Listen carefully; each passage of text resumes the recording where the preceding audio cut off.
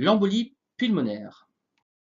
Alors, pour suivre cette capsule, je vous conseille de visualiser préalablement la thrombose veineuse profonde, la physiopathologie, et l'autre capsule sur les signes cliniques. Alors, vous pourrez la mettre en lien avec d'autres capsules, comme les pathologies cardiaques ischémiques, l'infarctus du myocarde, ou l'examen clinique en cardiologie et la douleur thoracique. L'objectif va être de connaître ce qu'est une embolie pulmonaire afin d'en prendre en compte dans l'examen clinique et votre diagnostic d'opportunité. C'est une pathologie qui est extrêmement grave, dont le pronostic peut être fatal pour le patient.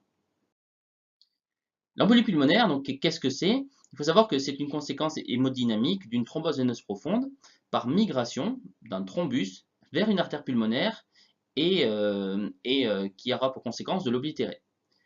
La physiopathologie, donc l'oblitération artérielle pulmonaire par le thrombus entraîne une augmentation des résistances pulmonaires, d'autant plus que l'indice d'obstruction vasculaire est élevé.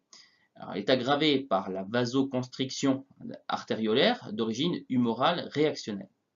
Cette augmentation de résistance vasculaire pulmonaire se traduit par une hypertension artérielle pulmonaire. Ceci entraînera une modification des échanges gazeux pulmonaires avec une hypoxie, une hypocapnie, donc une alcalose respiratoire par un effet de shunt et une hyperventilation réactionnelle.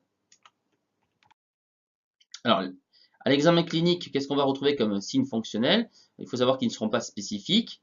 La dyspnée pourrait être brutale et d'apparition progressive, à type de polypnée superficielle, d'autant plus intense que l'embolie pulmonaire sera sévère. La douleur thoracique est typiquement une douleur pleurale, à type de point de côté, donc basie thoracique. Parfois, elle peut être sous forme de douleur rétrosternale, d'allure angineuse. On peut avoir une toux irritative.